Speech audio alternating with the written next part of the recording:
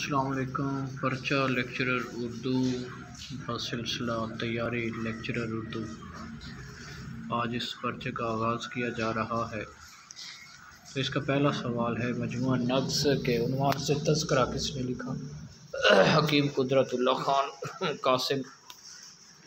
امیر خسرو کا دور حیات کیا ہے؟ تو 1253 تا 1325۔ فصیح الملک کون سا شاعر ہے؟ داغ دہلوی۔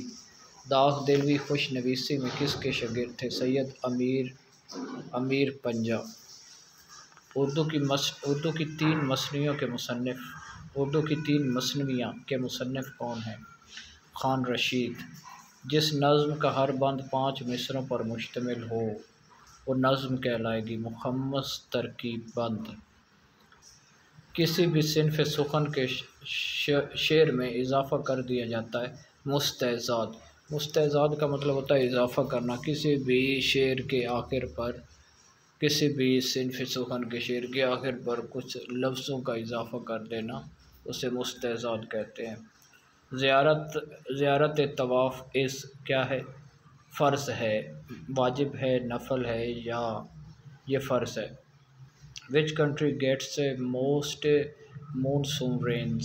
تو South and East Asia۔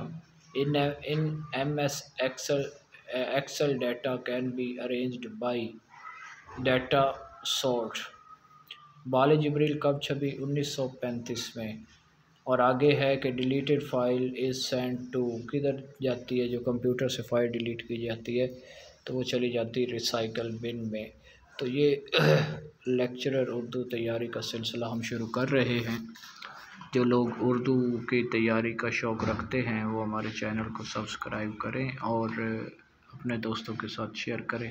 انشاءاللہ آپ کو روز ایک ٹیسٹ جو ہے وہ بھیجا جائے گا تاکہ آپ اس کی پریکٹس کر سکیں۔ اللہ حافظ۔